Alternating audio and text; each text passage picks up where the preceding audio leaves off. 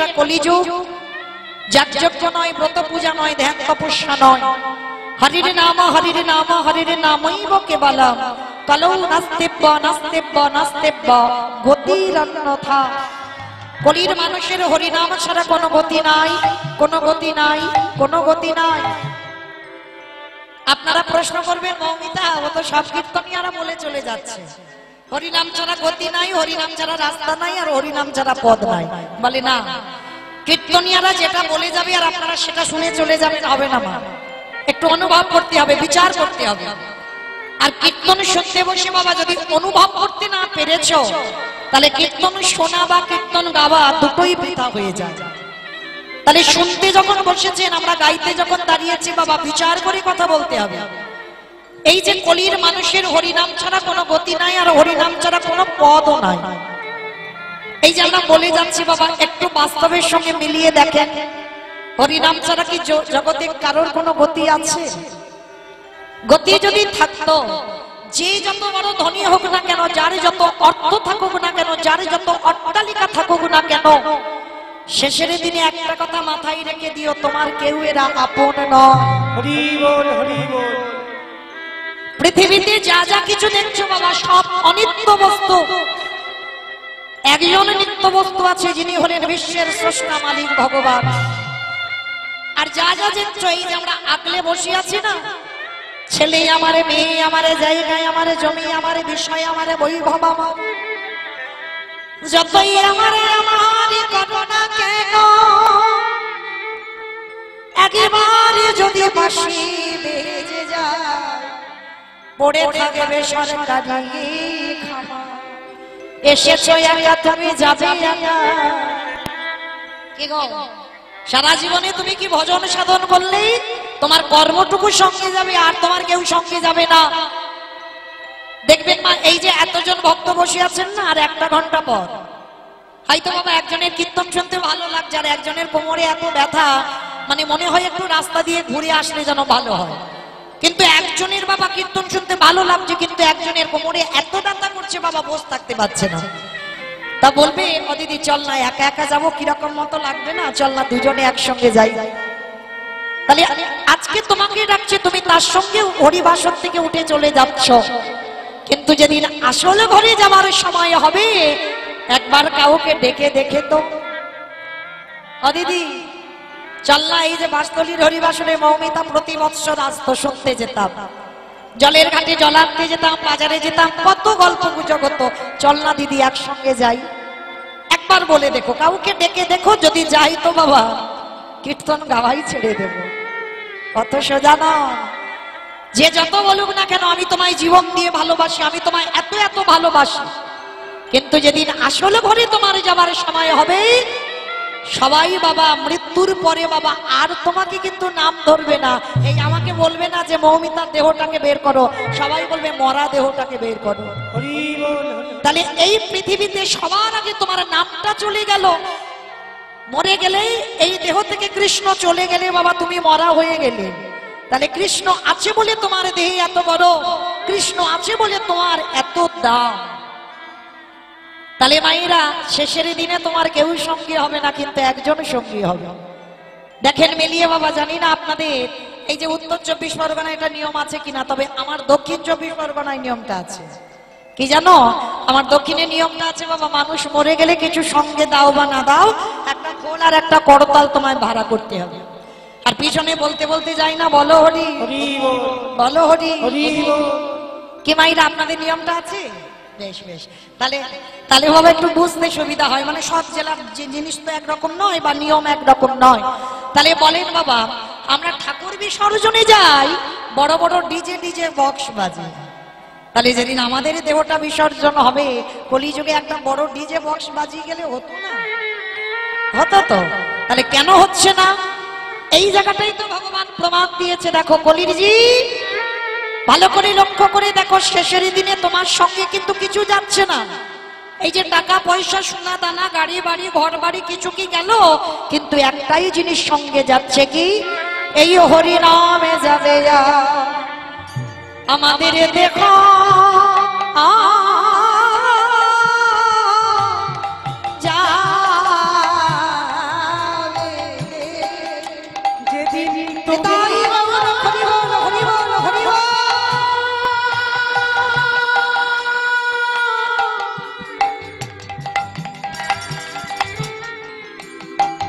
তুমি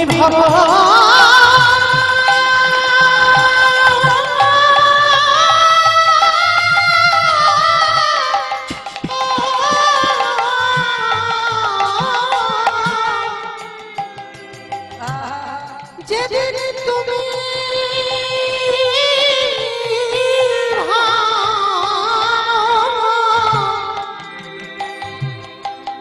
ওই ভাবা পারে যা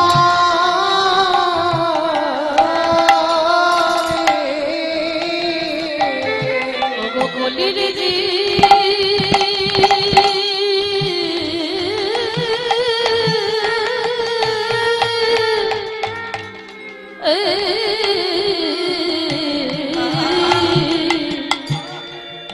সেদিন নামে যাবে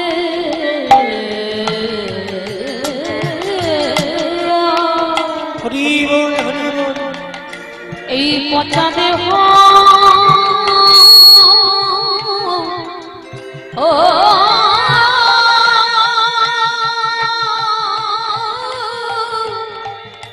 যাবে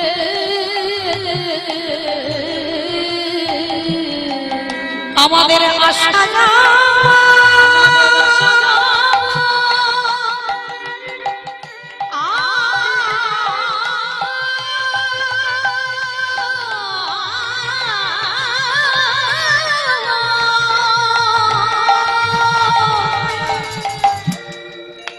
আমাদের আশা শুধু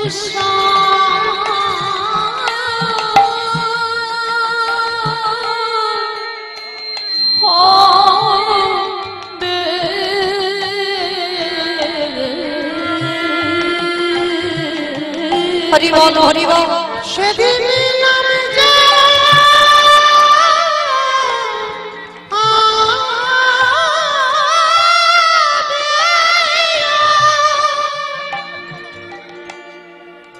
এই পছরে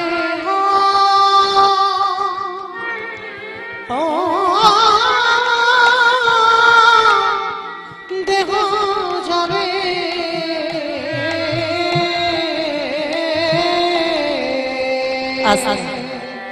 তাহলে বাবা হরি নাম ছাড়া কলির মানুষের কোনো গতি নাই, কোনো গতি নাই, কোনো গতি নাই। চলো আজকে আমরা সবাই একত্রিত হয়েছি সেই হরি নাম সংকীর্তন আস্বাদন করবার জন্য। তবে বাবা যে যত বড় কীর্তনী আসি না কেন আগে আমার দুটো ছেলেকে ডাকতে হবে জানো তো। তবে আমার ছেলে নয়, আমাদের ছেলে।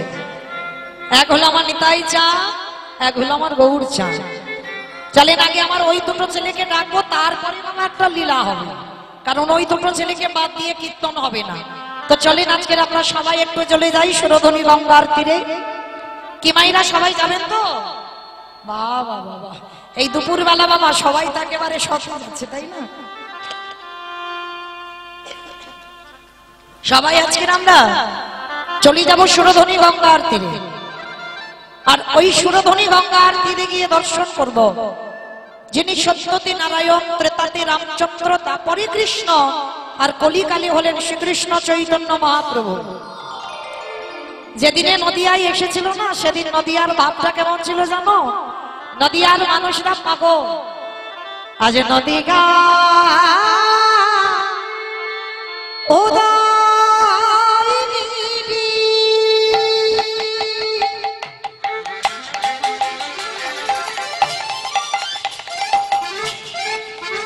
ওই না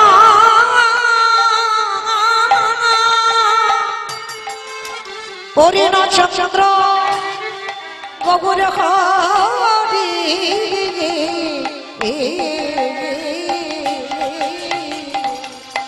ওই নদিয়ায়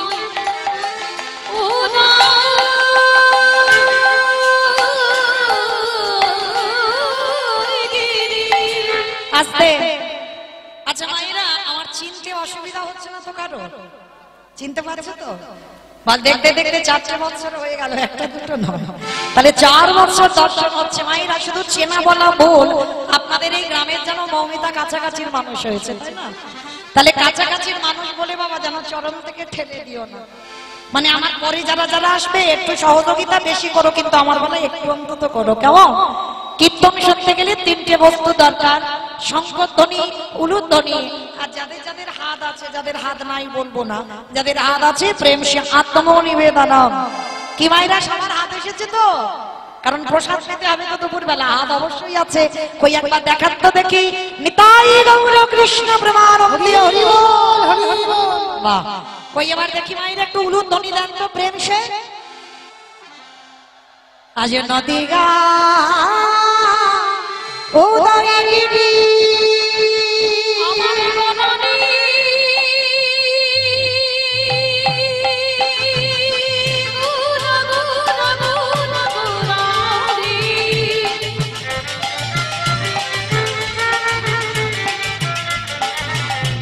গোরা গোরা গোরা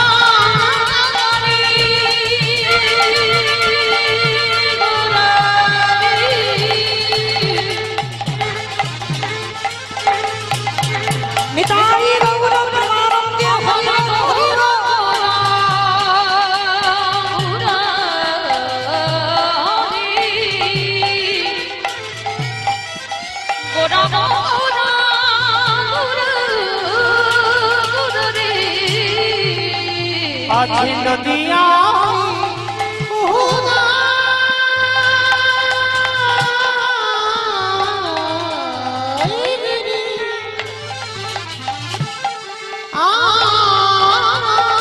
পূর্ণ চন্দ্র আমারি গগনে হারি আজ কৃপা করি হইল যুদা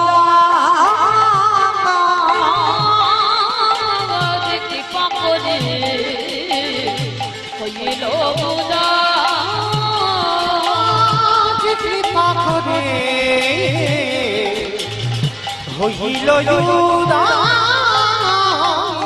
বলি সোনার নদী হাতে গৌরদয় খোলো।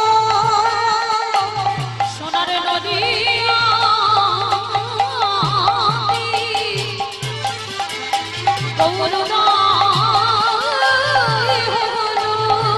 বলি রাধি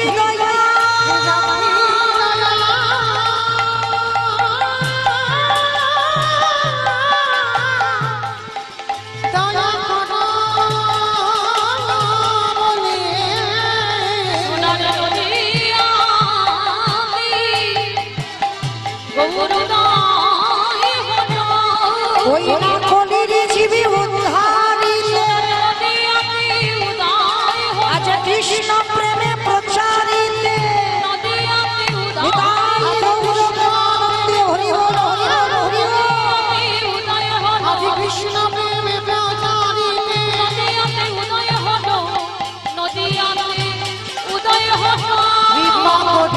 হইল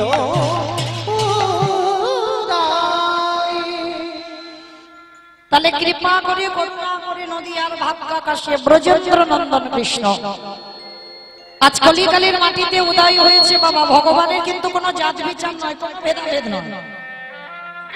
এই জায়গাটা আস্বাদন করবেন বাবা। ভগবান সবাইকে প্রেম দিয়েছে। মানুষ জাতির ভেদাভেদকে রেখে কে হিন্দু, কে মুসলমান, কে নিচু জাত, কে উঁচু জাত, এটা আমার মানুষ করে, কিন্তু ভগবান নয়। ভগবান পশু পাখি কীট পতঙ্গ তরুলতা গুল্ম যাদেরকে যাদেরকে দেখেছে সবাইকে প্রেম দিয়েছে, সবাইকে নাম দিয়েছে। অমাইরা আমরা মনুষ্য কুলে জন্ম নিয়ে বাবা আমরা ভগবানকে চিনতে পারলাম না। আর জানো যারা পশু কুলে জন্ম তারা কিন্তু আমার ভগবানকে ঠিক চিনতে পেরেছে। যার জন্য বাবা আজও যারা যাবেন নবদ্বীপের মাটিতে আজও কিন্তু কুকুরের মহোৎসব আজও হয়। তাহলে মানুষের শ্রাদ্ধ হয় কিন্তু আজও নবদ্বীপের মাটিতে কুকুরের মহোৎসব হয়। ভাবতে পারছেন?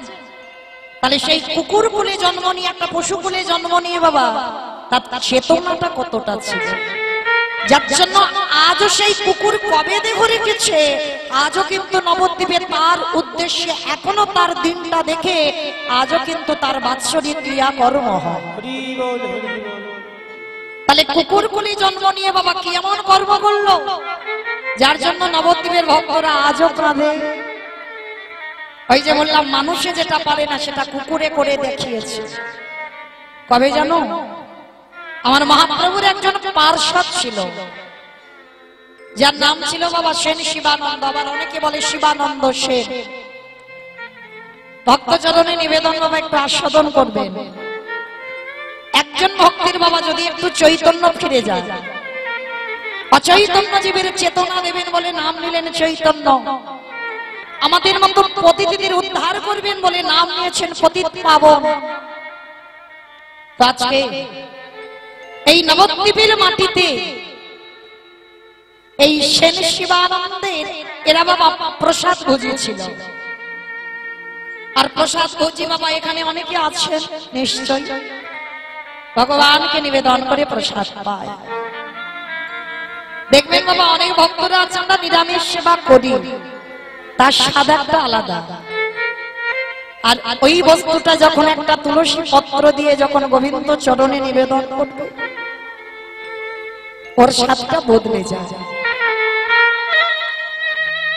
ভগবানকে নিবেদন করলেন, প্রসাদ হলো, আর ওটা যখন ভক্ত উচ্ছিষ্ট করে দেয় বাবা, তখনই হয়ে যায় মহাপ্রসাদ।